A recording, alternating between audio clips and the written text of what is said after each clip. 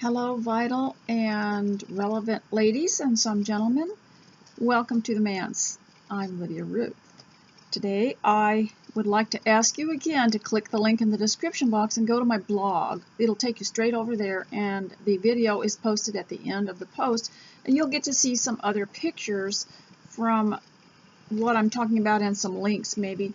And if you have not seen that link that I posted where the girl was comparing the two pictures of the 1940s or 50s men and women together, and then she was comparing this, how the styles have deteriorated, and because I am probably going to take it off, and so if you haven't seen that, that's from the previous post.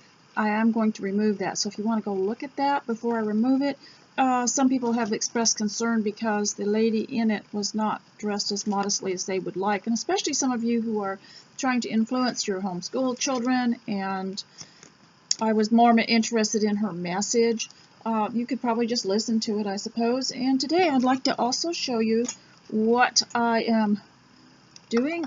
Today's teacup kind of goes with, and the tea is called Bigelow Benefits. Look at that pretty package it's in. It's pink. And it is rose and mint herbal tea. So thrilled to get this. It smells wonderful in the house, even if you don't drink tea. It's nice to make a hot cup of it and smell it. I'm trying to go through all my tea bags that people have sent me and use them and show them to you each day. Now, I also wanted to show you one more thing here so that you can get on with your work, because this is a work as you listen program. I don't really expect you to stay here and watch, but some of you notice these bags where you buy a set of sheets perhaps, and they're zip-up bags, and they have a little pocket here that tells about the product, the sheets. And I want to show you what I do with them. I take this piece out that's in the pocket on the inside, and maybe write something on it and put it back in. But I put my latest sewing project in here so it's not all over the place, and so I can save these. They're pretty sturdy. We have also, in our family, the ladies have clipped off zippers off of these bags and actually been able to use them in a dress. And if you know how zippers work, you can always stitch the end where, if whatever length you want it, stitch over it and it will hold. And so I put my thread in there and all the trims and the zipper and my pattern in there, and then it's corralled in one place, and I don't have it all over the place, and I can just dip into it and pull it out piece at a time as I use my sewing machine. Today I would like to also read a little bit of Wives and Daughters. Now, I've been watching this on Daily Motion every morning, the first part, because I'm picking up some interesting things and thought it might be fun when some of the grandchildren get here to reenact parts of the first episode of Wives and Daughters, the activities that they participated in, the dinners they had, the clothing, the maybe walks they took. And of course I live out, so we can do that, and I live out in the fresh air in the country sometimes. And I thought that it would be interesting to have a reenactment. People are always having reenactments of Jane Austen or the Victorian era, and I'd really like to do a reenactment and reading the Wives and Daughters here, and it is from the Wordsworth edition, Wordsworth Press, which I like. However, you could probably get yourself a better copy. It depends on what you like. If you're a reading person, you like the feel of the pages, you like the size of the print. There are just many things to consider in holding a book.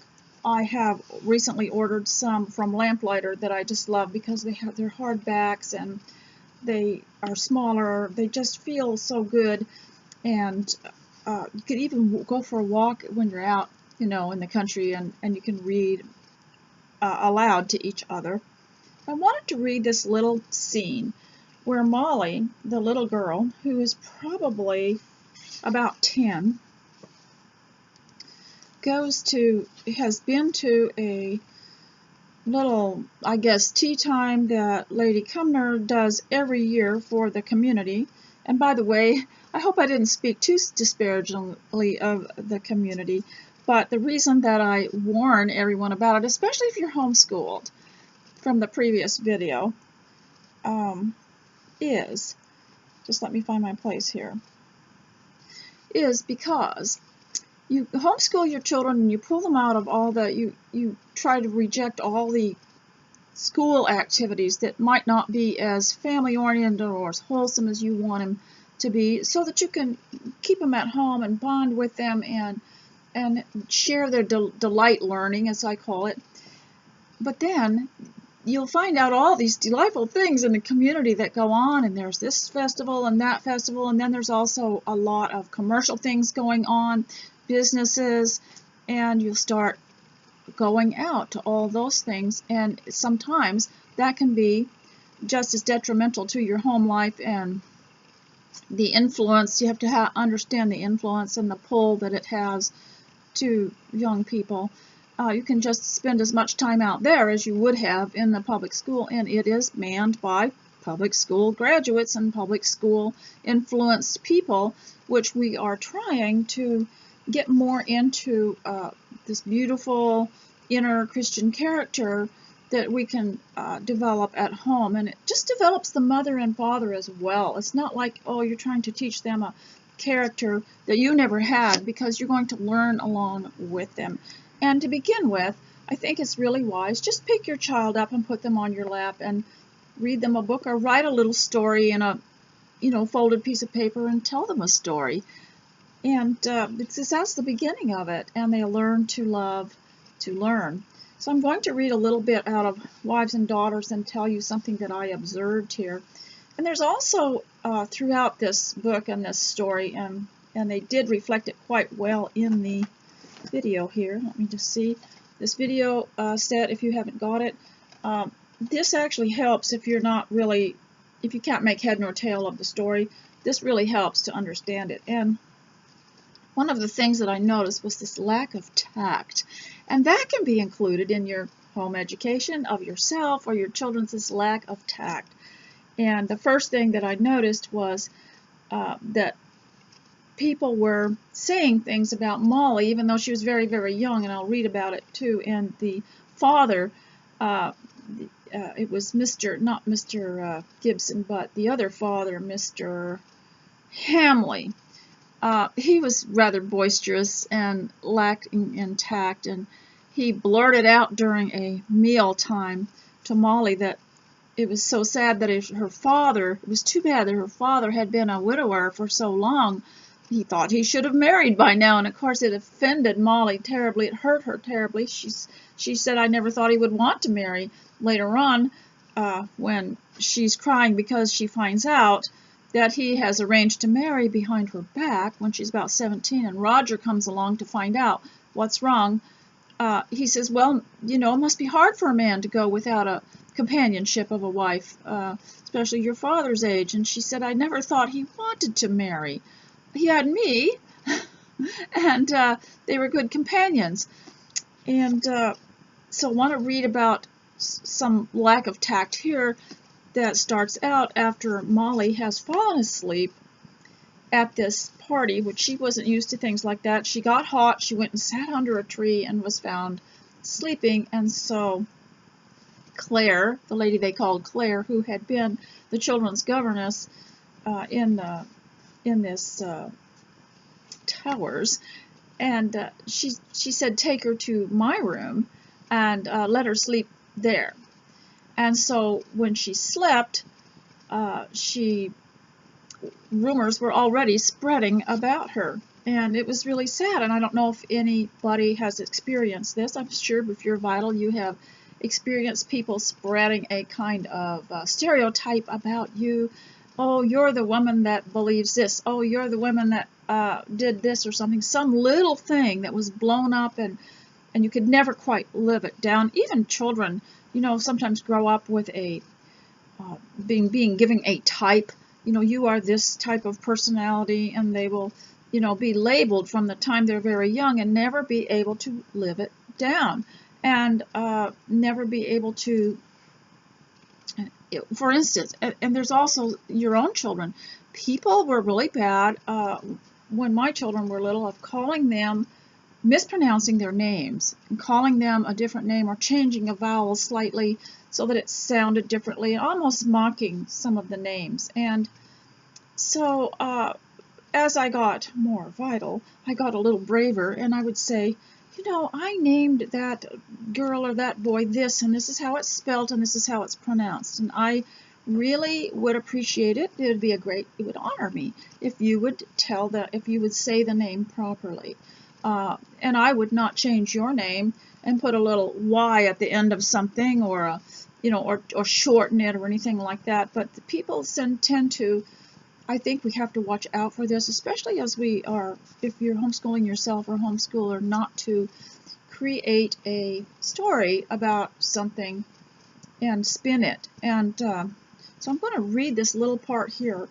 Molly has just woken up, and she came down to the room where the tea party was going on, and this was her first party. Her father, I don't think, really wanted her to go. And in fact, later on, when he goes to get her, he said, "How did you like having a party with the rich folks?" And she says, "It was okay, but I would never want to go back, and I would never want to stay there." And that reminds me of a story that I told a long time ago, and it's the true story of my mother and one of her sisters, the two youngest ones in the family, and it was in a place, I believe it doesn't even exist anymore, but it was in the prairie area of Alberta. I don't know if it was near High Prairie or just some little town. I believe it was called Enid. And I think they lived in a house that had one of those packed dirt floors, which really isn't loose dirt, but they kept it clean and polished. And it was during the Depression, and a rich man and his wife came by and wanted to know if they could adopt the two younger girls, because times were hard, and they could see that the family was suffering with no food. And it just amazes me, doesn't it amaze you, that these people were from farms? These people that lived on farms and had the large families, didn't have food. What happened? And so they were on a farm, and these rich people came and wanted to know if they could take the two girls to live with them. I don't know if it was going to work out or not, but they were going to take the two girls with them, and they could, feed them and have a lot to eat. And so the mother, I don't know how it happened, but the two girls, my mother and her younger sister, went. There were other children in the family too. They were older, and went with them to their home in a richer area. And she said that she and her sister got to sleep between clean sheets and have each a room of their own and wonderful food and clothes. But they cried so hard, and they missed their mother and dad and their families so much. But at the end of 2 weeks, the family brought them back because they cried so hard. So our homes, they're not all about living well, not being in a entertainment amusement park all the time, and just to appreciate the people, the family that is there, if they're well behaved. It's easier if they're well behaved, and if they have manners, it's easier. And I thought you might like, and there would have been other people with a similar story back in that time. But my mother told us that story, and the other children too knew about it. And there's always, it's not just the same today, probably no one would do that, but in other ways, the community kind of has their talents out, and they want to influence or take your children for their agenda. And it's interesting to me why they don't want the old vital woman. Why they don't want those people, the old couple or whatever, why they're not wanting them. Because you can influence a young person, and it's somewhat harder for the older ones. So There was a large party of gentlemen and ladies sitting around the decked table. This is from Wives and Daughters. You'll see this scene in the first DVD episode. And in the brilliantly light room, each dainty little child ran up to its mother or aunt or particular friend that had brought them, but Molly had no one to go to. Remember, she had fallen asleep, been taken to Claire's bedroom, and her father apparently, she missed him, or he hadn't been able to come. Who is that tall girl in that thick white frock? And remember, in the previous paragraph, the father was going to let her go to this party, so he told her to talk to Betty about getting a white frock. That was typical of what they would have to wear. Not one of the children in the house, I think. The lady addressed put up her glass. That would be her spectacles. And gazed at Molly, and dropped it in an instant. A French girl, I should imagine. They must have really done such a fine job with the dress and with her appearance. And maybe she was somewhat, looked very graceful and refined. A French girl, I should imagine. I know Lady Cuxhaven was inquiring for one to bring up with her little girls, that they might get a good accent early. It's kind of a conceit going on there. Poor little woman, she looks wild and strange. And the speaker, who sat next to Lord Cumnor, made a little sign to Molly to come to her. Molly crept up to her as to the first shelter, but when the lady began talking to her in French, she blushed violently and said in a very low voice, "I don't understand French. I'm only Molly Gibson, ma'am."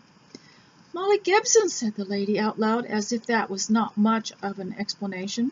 Lord Cumnor caught the words and the tone. "Oh ho," said he, "are you the little girl who has been sleeping in my bed?" Well, see, here's where this narrative begins. Already there's been a rumor spread around and a kind of a stereotype, who's been sleeping in my bed? And it's a little Goldilocks story. And already this poor little girl, age 10, has a story spread about her. How many of you can remember when that has happened to you?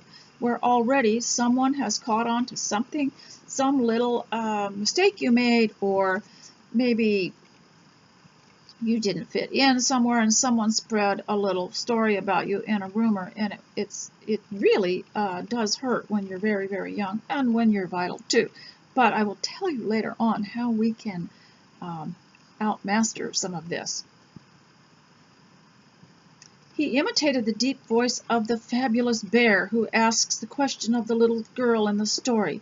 But Molly had never read The Three Bears. What a terrible story, huh? We need new nursery rhymes and new stories for children, and some of these were too great. And fancied that his anger was real. She trembled a little and drew nearer to the kind lady who had beckoned to her as to a refuge. Lord Cumnor was very fond of getting hold of what he fancied was a joke, and working his idea till it was threadbare. See, that is what people do, isn't it? Nothing has changed. Somebody in the family makes a little mistake, the brother or sister teases it to death, makes a saying out of it, rings it constantly till it drives everyone to distraction. And yeah, we've all heard that, haven't we? And that's one thing you have to watch for, is in your homeschooling, you're there to monitor that sort of thing, so that we only edify and build up and not totally make fun of one another. I'm allowed to make fun of myself, but I like this saying. Lord Cumnor was very fond of getting hold of what he fancied was a joke, and working his idea threadbare. Who's been sleeping in my bed? Well, he's imitating the bears in Goldilocks. So all the time the ladies were in the room, he kept on running his fire at Molly, alluding to the Sleeping Beauty, and the Seven Sleepers, and any other famous sleeper that came to his head. See how he's worked a story around her, a narrative around her. How sad. And many of you who have been the focus of those kind of narratives or stereotypes, it really does It really is harmful. He had no idea of the misery his jokes were to the sensitive girl. Misery, he said, yes, who already thought herself a miserable sinner for having slept on when she ought not to have, and have been awake instead. Okay, when you're very young, or when you're vital, if you make a mistake, you feel awful about it. You feel like your day has been ruined. You feel like you can't go on in the embarrassment of it all. The embarrassment. If Molly had been in the habit, that's why I don't think you should scold people in front of other people. It's just something that's so humiliating. It almost reduces your soul to terrible, pitiful feelings. If Molly had been in the habit of putting two and two together, she might have found an excuse for herself by remembering that Mrs. Kirkpatrick had promised faithfully to awaken her in time. See, it was Claire's fault because she didn't wake her up. But she forgot all about her. That's why she overslept. Mrs. Kirkpatrick had promised faithfully to awaken her in time, but all the girl thought of was how little they wanted her in the grand house, how she must seem like a careless intruder who had no business there. She must have felt like she was the point of a joke. And I think the best way to overcome that, especially if you're vital, as you get older, people want to cast you as a character. Oh, Grandma, she's such a character. Is to quit being silly and funny and always having smart remarks. You know, we have so many of them now. It's a shame to waste them, isn't it? But to start behaving more soberly, as the older women should be, and not in always a joking fashion. And that way they won't, they'll cease doing it and quit laughing all the time at the end of everything you say. And perhaps that would help. It'd be worth the experiment. After all, as we get more vital, what have we got to lose? And she thought how little they must have wanted her in this grand house, how she must seem like a careless intruder with no business there. Once or twice she did wonder where her father was and whether he was missing her. But that's the thing. Be very careful not to leave your child in someone else's care if you possibly can help it. You don't know what humiliation they may put them through or what influences they may have. If you can't take your child with you somewhere, then don't go. Unless, of course, extreme emergency. But the thought of the familiar happiness at home brought such a choking in her throat that she felt she must not give way to it for the fear of bursting out crying, and she had instinct enough to feel that, as she was left at the Towers, the less trouble she gave, the more she kept herself out of observation, the better. What a beautiful, if I were to write a workbook on this, this is one that I would really include. The less trouble she gave, the more she kept herself out of observation. The less attention you'll get, the less trouble you give. She followed the ladies out of the... There are some people that even if they're homeschooling, want to trouble the children constantly. I don't know, it would be a parent or another child or something. They actually sabotage the whole family unity and family harmony by constantly trying to start arguments. And they think... There are even some parents that think arguments are very healthy. They think they're teaching their children how to debate or how to talk back, and it can be very troubling. And it also doesn't, until they lie screaming in agony over not being able to answer or not being able to please the parent. That's very, very harmful, and it also teaches them to be passive and let other people do it to them too. But there are people like that, but nothing has changed. This is the way it's been. So she said, the less trouble she gave at the Towers, the more she kept herself out of observation, the better. She followed the ladies out of the dining room, almost hoping that no one would see her.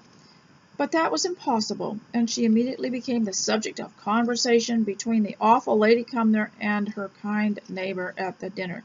Do you know, I thought this young lady was French when I first saw her. She's got that black hair and eyelashes and gray eyes and colorless complexion. which one meets with in some parts of France. And I know Lady Cuxhaven was trying to find a well-educated girl that would be a pleasant companion to her children. You know, that might be something we could discuss, but what it brought to my mind was the amount of people who want your nice homeschool child to be a friend to theirs and straighten them out. And when they get to be the boyfriend-girlfriend age, oh, I'd like you to meet my nephew. I'd like you to meet my son. You could probably set him straight, straighten him out because you're such a good example. Probably not a good thing to do because you never send raw recruits out to battle. And I always said, well, I'd be a good companion. You can bring them over here and I'll teach them. They never were interested in that, though. I could set them straight. You want someone to run your life? I guess I could try.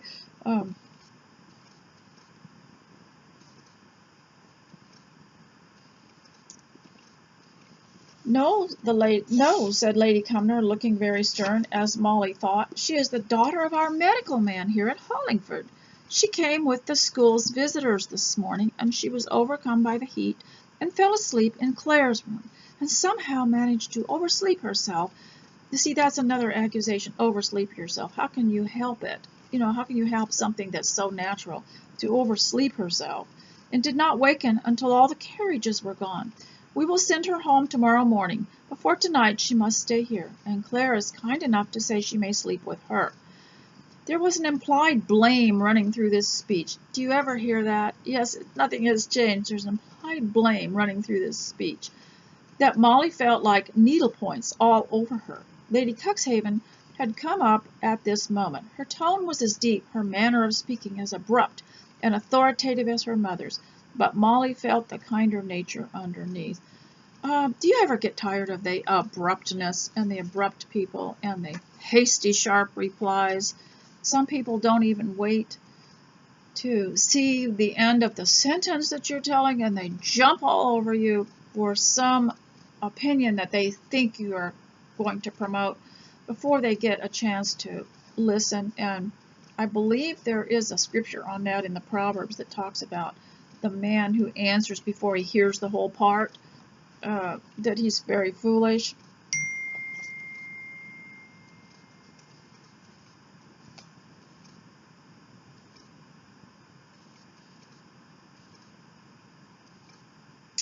So, how are you now, my dear? You look better than you did under the cedar tree. So you're to stop here tonight. I remember living in Australia when I was a teenager. My family moved there as immigrants back in the early 1960s, and one of the expressions they had, we would say, stay. Am I to stay here overnight? They would say, stop here. So that's part of my background. That's why I understood that. Claire, don't you think you could find some of those books of engravings that would interest Miss Gibson? Mrs. Kirkpatrick, remember she was the young widow, came gliding up to the place where Molly stood and began petting her with pretty words and actions, while Lady Cuxhaven turned over heavy volumes in search of one that might interest the girl. Poor darling, I saw you come into the dining room looking so shy, and I wanted you to come near me, but I could not make a sign to you, because Lord Cuxhaven was speaking to me at the time, telling me about his travels. They didn't include those two characters in the movie. Ah, here is a nice book. They didn't put this scene in. Lodge's Portraits. Now, I'll sit by you and tell you who they all are and all about them. Don't trouble yourself any more. I'll take charge of her. Pray leave her to me. And so Mrs. Gaskell went to a lot of trouble to describe the agony of this poor girl, which was very accurate. But it reminded me also that if you are to let anyone who's young read something or look at something, stand over them and explain each page. Don't just hand somebody something if you don't think they have the maturity to understand it. And I did say that I had this book of looks, and it fell apart, so I had taken the pages out that I liked, because it's not all modest, so I don't want you to waste your money on it if you don't want to. But I will describe, if I will, I try to read some of my favorite page here, the one that I'm saving to you. And before I get into dress, I want to read a little bit of another book about why Jane Austen was so effective. And if you aren't dressed yet, please go and get dressed. I didn't say that in the beginning. I guess you're getting kind of tired of it. And I think that you probably know that that's the rule before you come to class, is to be dressed or else dress while you listen. And so this book here is called... Oh, well, let's go back to Molly and what I was reading about her and how she, later on in the book, it said she felt hot. I'll just read you a little bit more of it. She said, Molly grew hotter and hotter as these last words met her ear. If they would only leave her alone, how would you like for somebody to think that you were their project and they were going to reform you? And those of you who are vital, they're still doing it. They never quit, do they? They want to show you the real world, and they want to help you understand, to be a bit more modern or something like that. And they want to expose you to all kinds of things. But you know, those of us who are vital, we have just as much responsibility to maintain some innocence and goodness as we are trying to train our children.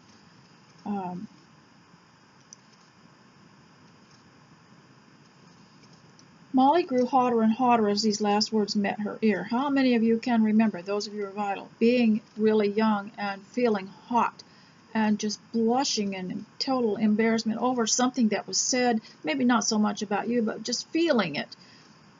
If they would only leave her alone and not labor at being kind to her, would not trouble themselves about her. These words of Mrs. Kirkpatrick seemed to quench the gratitude she was feeling for something to amuse her. But of course it was trouble, and she ought never to have been there.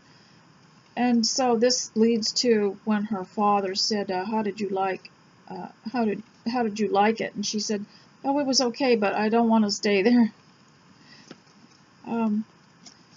So this is to listen to while you do your work at home. And so I would like to just tell you a couple of things that I told my grandson, who's older now, in his 20s, and of course I'm always talking about things that how to get organized and how to be focused in life. And I learned 3 or 4 things that would help, and this may help in your homemaking. How to get started about what bothers you the most is number 1. What's bothering you the most about your home today or about yourself? And you might want to keep a little notebook, and what's bothering you the most about yourself that you need to improve, whether it's something to do with your health or your clothing or your personality. One of the things I wrote down for what's bothering me about myself the most was talking. And I've been saving my voice so that I could come here more often, and I don't talk about everything. I'm just quiet, even in just the limited amount that I can answer people that I don't know, or any kind of communication that's vocal gives me a stronger voice and a younger voice so that I don't wear myself out. So that was one thing that I wrote. And the other thing I said, so number 1 is what bothers you the most about your home, and work on that first. Number 2, what is the most urgent? The most urgent would be something that needs to be done immediately so that you can function, whether it's the kitchen or the laundry or something like that, or some kind of clutter that most of my clutter I created. I can't blame anybody but myself. And what you would want to do, what you must do, and what you want to do. So what bothers you the most about your house or yourself? You might want to have 2 sections. What is the most urgent? What you really want to do. I like to do what's urgent and then find one thing that I want to do. And the ladies of the past always had something that they liked to do, and people would even back in the 50s, would question it and say, why are you always, clipping things and putting them in albums? But there was a reason for it. It is a very methodical, calming thing that organizes the brain. And also, I would list distant future things that you would like to do in the distant future, like distant things that were in the future but not so close that they are urgent. And then overcoming, because I've just read to you about Molly, and just she felt so much discomfort, and indeed I think people shame us, no matter what your age, and they will say things like, how come you slept in, or how come you were up at 4 o'clock walking around, and why this and why that, and so that they question and make you question yourself too of everything you do. But let me tell you how you can tell if what you're doing or something that someone has mentioned, if there's anything really amiss about it. Are you home where you belong?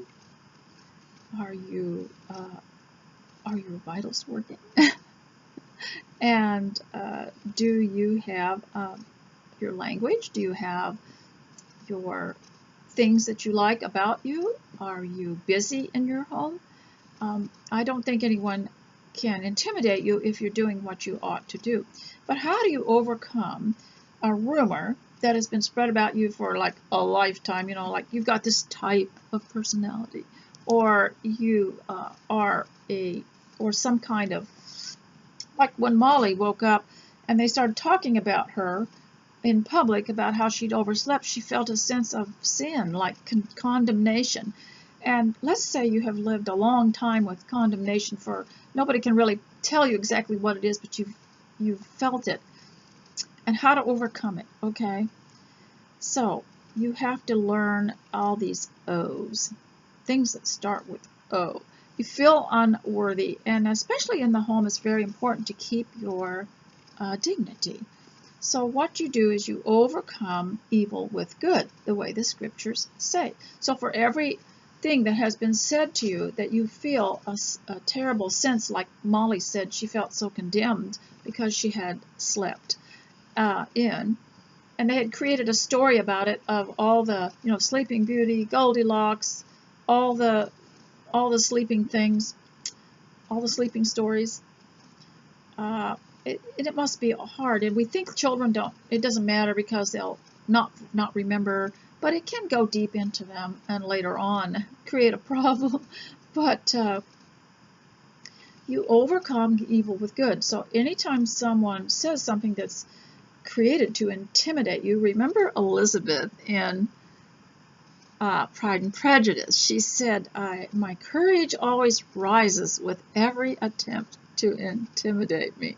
So she decided, if someone criticized her piano playing or whatever she was doing, she'd just do it better.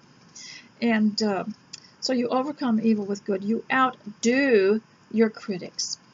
And remember, there is a scripture that says, outdo one another with love, good works, hospitality.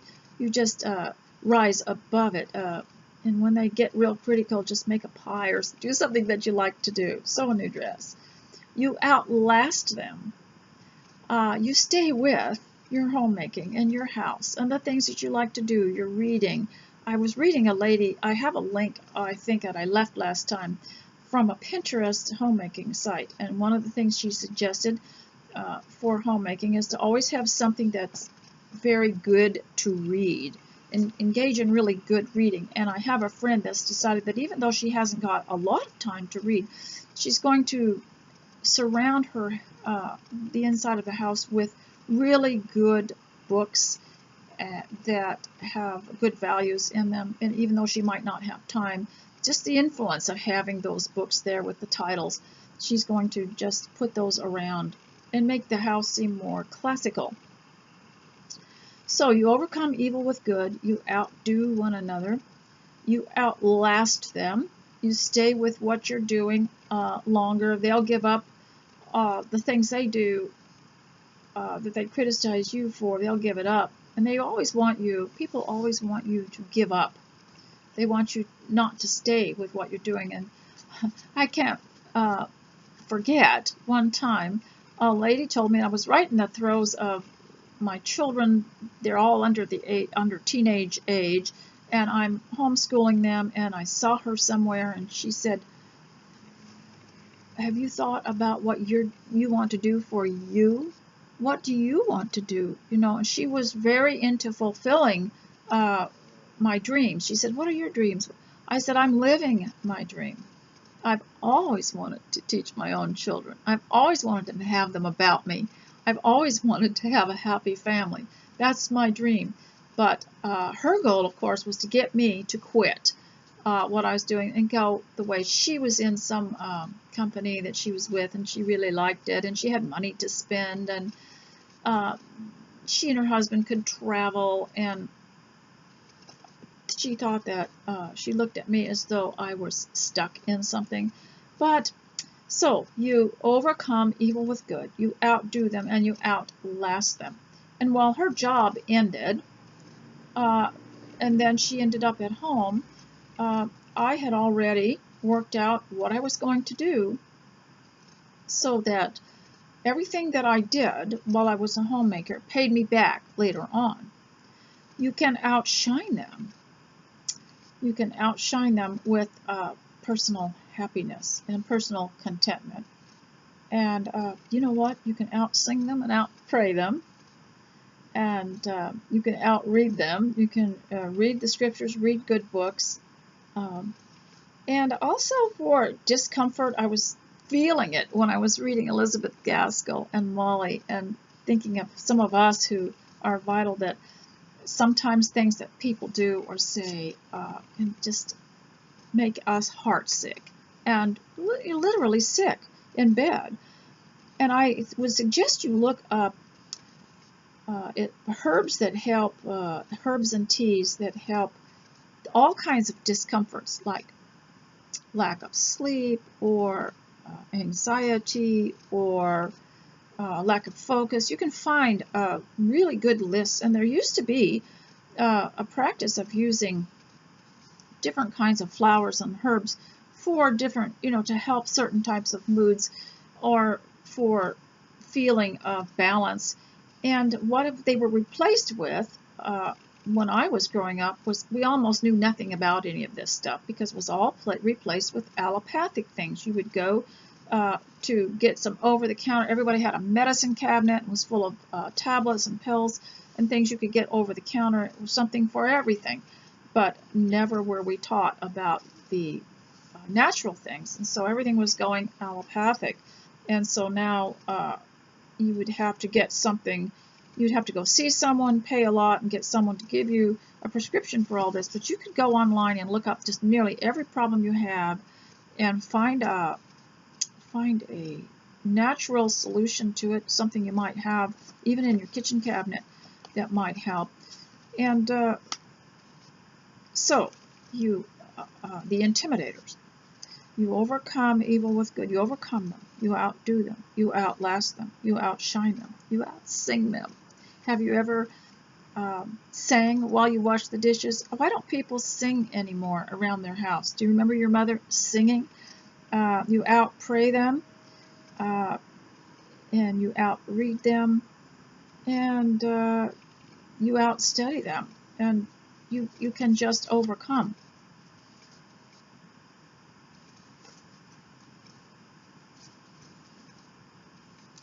Now, when I mentioned the community earlier on, in a previous video, I mentioned about being really cautious about it because a community sounds really nice, but you can make your own community with your own people at home. And what you do for the community is have a polite family, and the manners.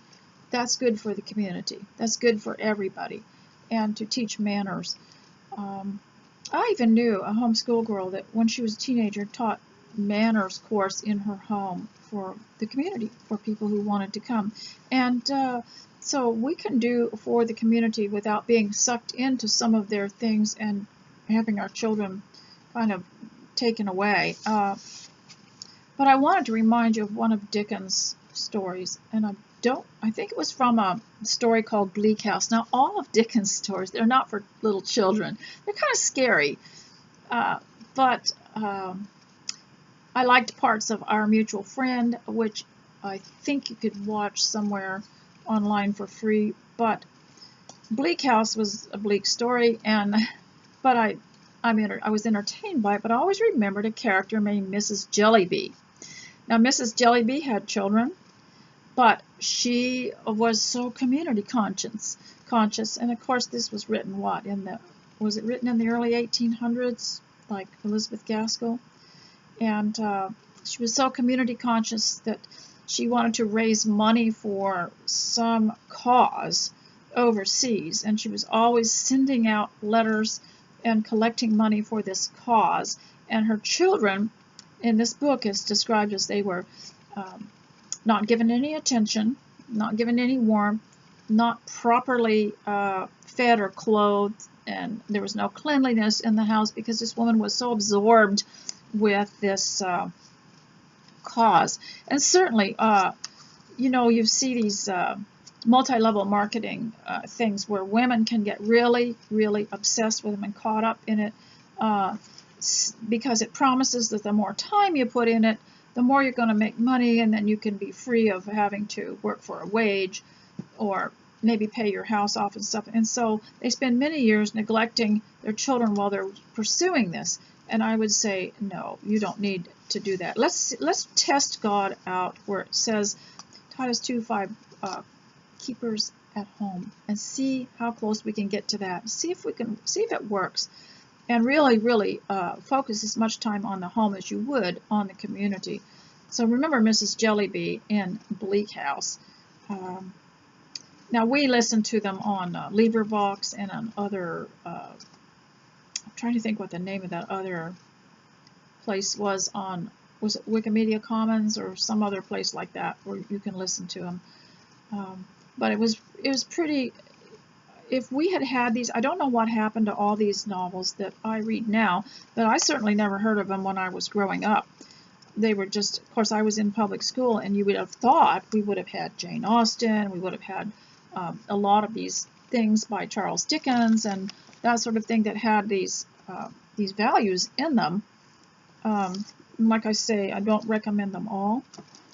But let me see, I have about 20 more minutes to go, so I can keep talking. I saved my voice for you, kids. I want to read part of this book and then also part of the Lost Art of Dress. It fascinates me. Now, I don't recommend this yet because I haven't read it all. And if a book is too difficult for me to read and I have to spend a lot of time on one sentence to figure it out, and there's too many, just too wordy, I'm not going to recommend it. But this is called Jane's Fame, how Jane Austen conquered the world. And of course, it's talking about through values and philosophical ways. And I thought to myself, well, if Jane Austen can conquer the world, then I can conquer the world. Because here's what it says. It was just the simple things that people cling to. And so this is the chapter about Jane that I was most struck by. And like I say, I got it. I love it when I can get a library book, an old library book. And this was from thrift books. And when they're from the library, they're generally better quality paper, and they have a plastic binding on it, which you can wipe off if you want to. So let me read about the effect that Jane Austen had on her world at the time and on ours also.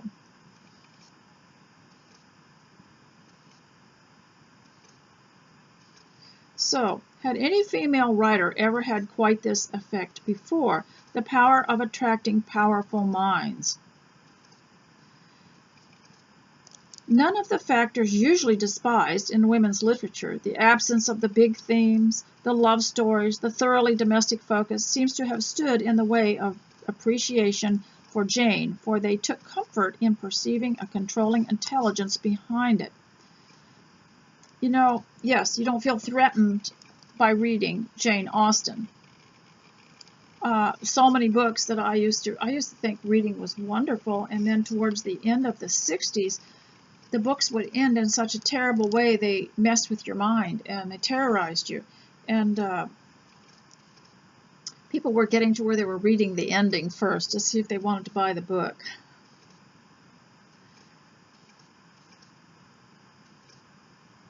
For they took comfort in perceiving a controlling intelligence behind it. Generous, critical, and humorous, a powerful mind. Cultural conservatives took this as evidence, not that women might have greater potential than was usually assumed, but that Austen was some sort of exception, almost as honorary. Now that didn't make much sense, but I had to read that to get to this part here. It was no accident that Austen's appeal was recognized by this group during a period of rising feminism. Well, there's always been a period of rising, what's called, they call it liberation, but like Taylor Caldwell said in her book, Women's Lib, her little 6-page, 12-page book that I read aloud to you, that it was the men liberating themselves from having to be responsible for the family by sending the women to be enslaved by wages somewhere outside of her home.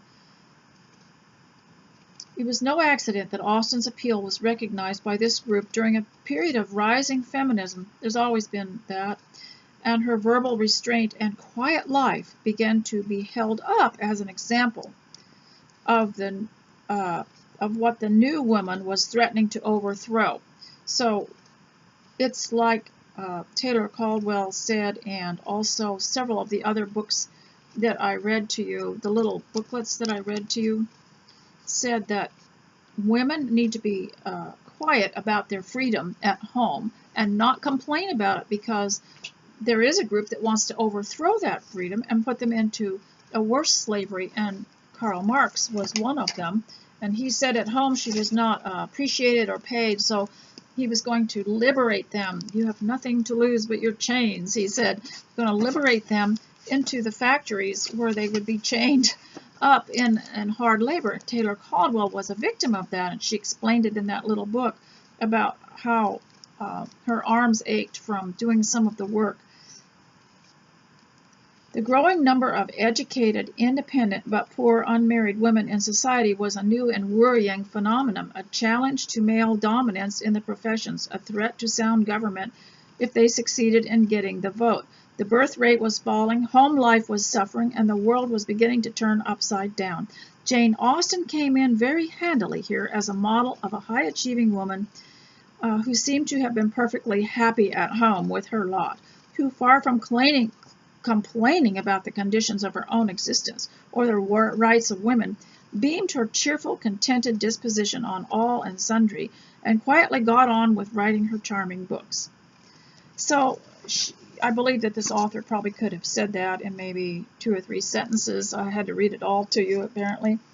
And so I want to continue with this book here because I like it so much. It's called The Lost Art of Dress. And if you want to see what I have read so far, go to previous videos. We talked about previously about women being obsessed with shoes rather than hats. And although the book does do statistics of what women wore regarding working women, that's probably the only place you can really get any statistics in order to write a book about it. This is talking about a woman who changed because of the way she dressed.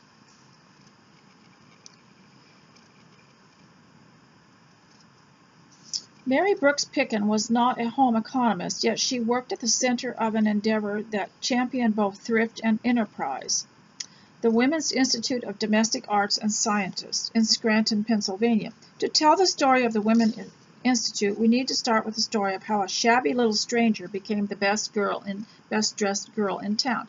Now, of course, we at home, we We don't dress so people will look at us. We dress so that we can be cheerful for our family, and maintain dignity, self-dignity, and dignity in our home. So, of course, you are going to be seen on the street sometimes if you go about and do your errands and your business, and it has an influence. And I say we are a disgrace when we travel. Just terrible. Beautiful cars, go to nice restaurants, and the way people are dressed is just awful. And when you are in a foreign country, you have to realize you're an ambassador. We were always told that when we were growing up. And even in life, in daily life, we're an ambassador for our own country, our own family, and the church that we represent. It's a kingdom. And so what does it say about the kingdom that you belong to? The way that you dress. And we could quote many a scripture about it. I went through the different kinds of dress. I went through and kind of did a narrative of how clothing began in the Old Testament on the day that man was created, and how important it was to God, and what different kinds of clothing meant, and what it represented, and the different colors and what they represented. I might be able to do that again sometime, but as I get more vital, I don't have the memory. To tell the story of the Women's Institute, we need to start with the story of how a shabby little stranger became the best dressed girl. Now think of the point of this, not the setting, because this is a story of a working woman. We're going to talk about this as a woman in the home, and how you can change the mood of the home and the optimism of your family and the happiness. And this is a story which appeared in Good Housekeeping and Cosmopolitan in 1919. Her real name was Enid, and I'll never forget how she looked the first morning. When she came in the door, the whole office stopped and stared, and I'm ashamed to say we grinned. That dress, I suppose, it had been stylish once, about 5 years before. Now, of course, I'm wearing something that I made, which is a Victorian-inspired dress, which I'll put on the dress form and show you. And I made it 30 years ago. So if you dress, if you make things or buy things that can be worn for 30 years, then you've got a pretty good style. And I'll show you this on the dress form so you can see what I mean. If you stay away from trends and stay away from things that are considered, quote, stylish, and stick with things that are pretty, that will always be pretty, it's a lot safer. And that's why I'm still wearing some of the ones that I made 30 years ago. That dress, I suppose, had been stylish once, about 5 years before. Its tired-out bronze collar made her face look even paler than it was, and it fitted her as if it were made for a big sister. And I always remember trying to think of who this author was. He wrote Gulliver's Travels, I think. I'm trying to think what his name was. And he wrote of he described a woman who looked like her clothes had been thrown on with a pitchfork. And that was considered quite derogatory in the day. And I guess many designers must do that. They must get a dress form and just throw stuff on it and try to get, just like the modern architect, you know. A faded old rose hat sat dejectedly upon her mass of unruly yellow hair. She was a picture, so shabby and forlorn that I pitied her. We all thought she'd gotten in the wrong place by mistake. But she hung up her hat and made herself at home at Sarah Long's old desk. And there she quietly did her work for months, always the office mystery and always an object of pity among the rest of the girls at Warner's. Hartley, the office manager, told us all he knew about her, an orphan from a little town in Iowa.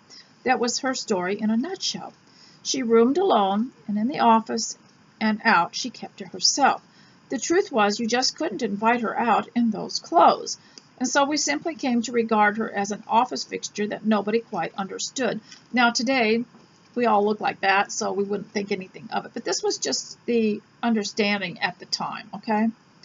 Then one morning, early in the fall, Enid gave the office its second shock, a more surprising one, if possible, than the first. Everybody was on time that morning. This is on page 138 if you've got a copy of this. Everybody was on time that morning except Enid. We spent the first few minutes after the bell rang wondering where she could be. But by 9 o'clock we had all nicely settled down to work, and the typewriters were clicking like mad. Yeah, that was portrayed to us in schools when we were growing up as the ideal job for women. They would just make secretaries out of all of us. And so to learn typing was very important, and we were all encouraged to take a typing course, and then we went on to these business schools where they taught us to type and file and everything.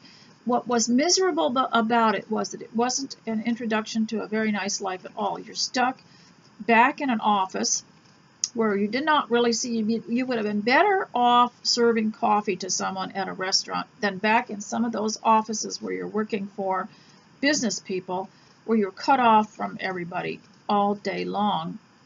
But you're still better off at home.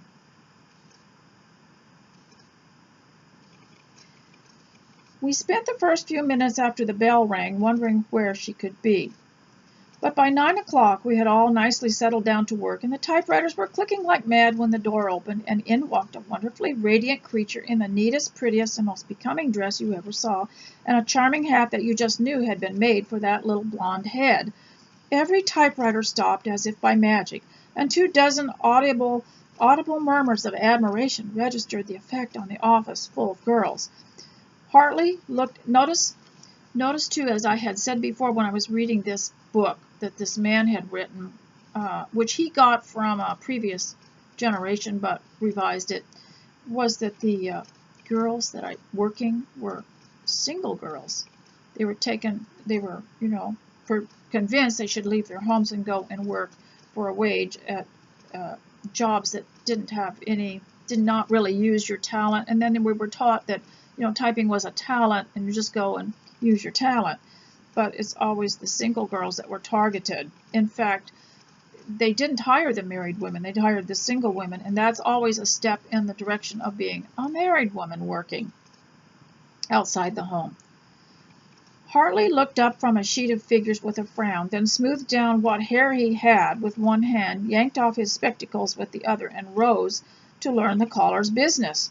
He was halfway between his desk and the door before the young lady who had caused all the commotion smilingly removed her hat, and we realized for the first time it was Enid.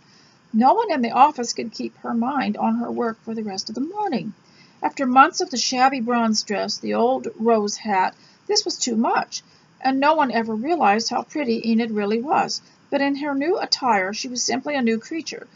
The scriptures talk about being a new creature and reforming your mind and renewing your mind, and how important that is to God, and that helps your housework too. I want to go into that because if you start seeing your house as in a different way or as a different place or your role as something else, it does help a lot. But let me continue with this story. The transformation was so complete that even the old name didn't fit and seemed to just be natural from that day on that we would call her Cinderella. Now everyone wanted to have lunch with the beautiful Enid. She became the office expert to consult on questions of clothing and a welcome sight at every party in their town. Before they knew it, the boss's son had fallen for her and whisked her away in a limousine, and Cinderella had found her prince. But before she left, Enid explained to the other girls how she had managed such a spectacular transformation. Each night she had taken an hour to study the easy lessons from the Women's Institute for Domestic Arts and Sciences. By her third lesson she had made a little blouse. Soon she was making dresses and suits and could even copy the styles she saw in shop windows. I always wondered how they did that because when I was growing up they made us real dependent on patterns, those tissue patterns. But the previous generation could look at something and copy it and sew it. So, and I have a granddaughter who knows how to do that. Only when she had finished with the entire wardrobe, including the hats, did Enid unveil them to the wonder of us all. Now she was getting married in a wedding costume that she had made entirely by herself. So that's my confession, she told the girls. The rest of my story you know. What a wonderful change this made in my life. How friends and happiness seemed to follow close upon the change of my appearance that led you all to call me Cinderella. The whole thing was a fairy story, but of course I am sure I owe it all to the Women's Institute. Enid went on, and what I did in saving hundreds of dollars on my clothes, having prettier, more stylish, better-made garments than I could have had any other way, and attracting friends and happiness with them, any woman or girl can do. But now, of course, we have a problem is that people just don't care. And they don't really care about their clothing. And I don't know how we came to this, except that I can say the designers and the manufacturers did not encourage it. And also our fabrics are blended with, I would say, petroleum products, which make them sometimes not very comfortable. Cinderella's Confession was one of the dozens of stories of fiction for fashion, a genre perfected by G. Lynch Summer, who became one of the 20th century's most famous names in the advertising business. Sumner and Picken would work for the Women's Institute because all women were supposed to possess certain qualities that belonged to women with a capital W. One of them was that women should be experts at the housewifely arts, including dressmaking. You see, this all begins in the home. The Institute claimed that it filled an urgent human need, that women at home who wanted training in these arts, who could not attend school, could learn them. If they were to learn, the school must come to them, said one of the college's catalogs. The dedication of the new Women's Institute in 1921 was so important that the governor provided over this ceremony. Every month, 50,000 American women sent away for a copy of the Institute's catalog after reading stories about Enid and her fictional sisters in pages of the popular magazines. So this Institute would enroll people like a correspondence course, and you could learn how to sew. But it's really nice if you can figure it out yourself or be around someone that sews. I have a little more time and I want to read more from this book by a man here. And then I want to get my notes in order another time and read from my notes as to what I'm really thinking. But I want to read a scripture for you about women. This is for you at home. And this is what it says. Whoever desires to love life and see good days, let him keep his tongue from evil and his lips from seeking deceit. Let him turn away from evil and do good. Let him seek peace and pursue it. For the eyes of the Lord are upon the righteous, and his ears are open to their prayer. And so in seeking peace and pursuing it, have you ever pursued something? You just dig deeper and try to find it. You find ways to do it, to be peaceful and to be peaceful at home. Now, many of us in the 50s, we grew up with mothers and aunts and grandmothers who sometimes would become anxious about the laundry and start raising their voice and getting all fluttered about it. But I think that a refinement and a peaceful personality and a nice, kind voice should go along with housekeeping instead of terrorizing the whole house. There was a old McGuffey Reader story that talked about the spring cleaning, and this man said that he had to go to a cabin by himself during spring cleaning because the women made such a clatter and such a noise and such a big deal about it. But I think, to me, the subtlety of homemaking is stealth homemaking. They can't tell that you're doing it. You're all dressed up, you have your nice little apron on, you stop for a cup of tea every now and then, maybe leaf through a book or a magazine while you're finishing up a room, and no one really can tell what you're doing, but the house looks great. And just like my stealth zipping, it's stealth housekeeping.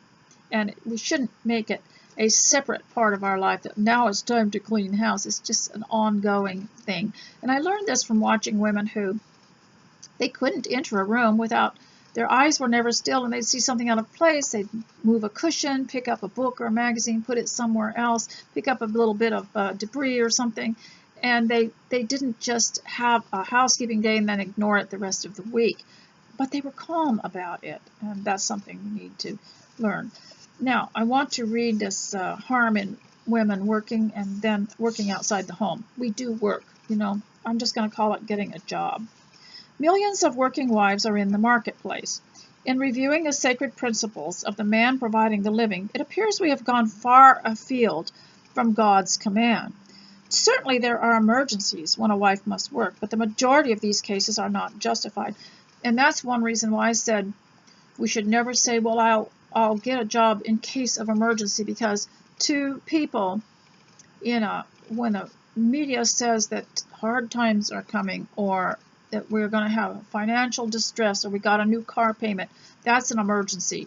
Everybody's heart starts to constrict and beat faster because you have a new bill. But if you say, well, I'll go to work in an emergency, you will never be home, because everything is an emergency. I don't think you should even consider it. I certainly can see the trouble it has gotten people into when they just went for an emergency, went to work for an emergency, and it can cause great neglect of the home. There are, however, individual circumstances where earning of money to provide the basic living is not the motive. Consider the following reasons given for the working wife. Number one, easing financial burdens. And I told you about, didn't I tell you about this cup, this tin cup, that it was created for hard use. It was created for industrial use, and so it'll get some dings in it, and it'll get some scratches in it, and it might fall out of the truck, or and it can be taken outside, and it can be set on a piece of concrete with your hot drink in it. But it was made for a certain type of responsibility and work. And then I showed you the porcelain teacup, and showed you that it too has its strengths, but it's strong in a different way. It's for different things. It can last many, many years if treated properly. However, if treated roughly and with a lot of stress on it, it will break and you can't ever use it again. You can't really repair them. But this was created for a different kind of stress. And so a man, just as a man is strong in his own way, and he has the responsibility of providing, his heart and his strength and his mind were created for that, and this man explained that very carefully, that his responsibility, his determination, and his willingness to do that is built into him from, I guess, Adam on. God gave Adam the responsibility to provide for his family. He did not give that to the woman. However, she provides in many different ways. Often a woman will offer to work to ease her husband's load. This usually comes after a man starts complaining. I have to go to work every day. I have to. And even if they have their own place and their own business and their own farm, they may complain, and they may try to get the wife to do a lot of the work, but that will mean that she will neglect her home. He may be under such financial difficulty that she fears for his health. She may prefer not to work outside the home, but is willing as a sacrifice to ease his burdens. This is very noble and unselfish, but unless it is absolutely necessary, her husband should decline the offer. And many of the husbands in the 40s and 50s would say, don't you even think about it. I will get a second job. I will find something. You don't ever have to worry about it. And you know, the ones who had the faith were the ones who were the better off. The women who didn't go ended up being the better off. It's amazing how that works.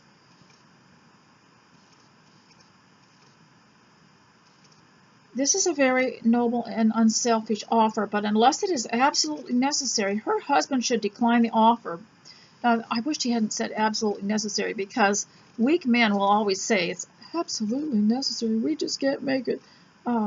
That's one reason why it's really good if the wife is real familiar with the finances, knows what's going out, knows what's coming in, knows what they can afford and what they can't, and knows enough about what's going on that she can be cautious and learn how to make things instead of buying things, etc. Her husband should say, "No, I will not allow you to work." Women love such a firm refusal. Now, they weren't trying to take their freedom away. They were trying to protect them from the rigors of work. They knew what it was like out there. They knew the kind of things that these women would have to put up with. Plus, it can't be healthy for them.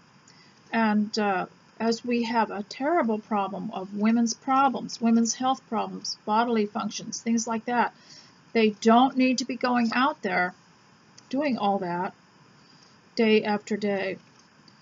There is nothing a domestic feminine woman delights in more than not being allowed to work outside the home. If she's domestic and feminine, it's something she will likely boast about to her friends.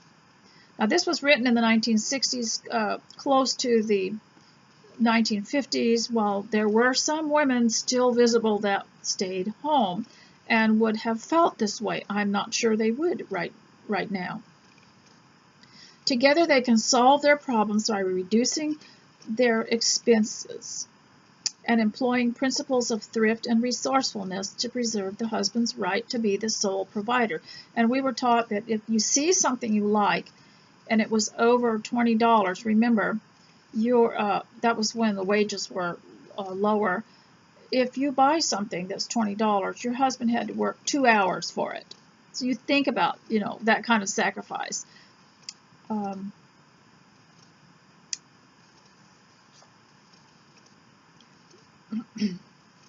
A contrasting situation occurs when it is the husband's idea for her to work. He may not only suggest her work, but urge her, literally shoving her into the working world against her will. But I always said, how did you get there? Did he tie your hands up and stick you in the car and drive you to work or drive you to get an application form and then take your little hand and make you fill out the application form? Did he force you to? Did he hold a knife on your back to do it? And a lot of women will even send their daughters out to work because they're afraid their daughters are not going to be content, or they're going to leave home if they're not allowed to go out to work. If you are home with your parents, you're better off to stay home with them and work for them if you can. But a lot of women will go ahead and drive their daughter to work. I learned of this about homeschooling. No one forced me to get in the car and drive my children to school or take them to the bus. It's amazing how your mind is controlled by others. No one held a gun to my head. And I was thinking about that, well, I don't really have to do this. Let's just see if it works to, teach my own at home. And I used Ephesians 6 and Deuteronomy 6. You teach your children while you're around them. And I got off the subject here, but he may not only suggest she work, but urge her, literally shoving her into the working world against her will. I know a husband and wife, both school teachers, where the wife has been compelled to work over the years. Her husband allows her only 3 weeks for a baby. His justification is that they need the extra money. Her working clearly is his idea. Surely there must be an alternative to such heavy dependence which deny her the right to serve in her feminine world at home. So I could read more about this, and it seems very old-fashioned to some people, but you cannot see it in any command for a woman to have to, quote, pull her share of the load in the working world or money earning thing. She pulls her share of the load by providing a home. A home is such a wonderful advantage, and it's more than just a house. And so, ladies, I hope that this has been edifying to you and not too disturbing. I'm really sorry I brought up Mrs. Jellyby, now that I think of it, from the Bleak House. Oh, Bleak House. And but if you're vital and you're over the age of 70, I'll let you read Bleak House or watch the movie. It's rather disturbing for any of you children under that age. So I'll talk to you later, kids, and stay close to Christ. Goodbye.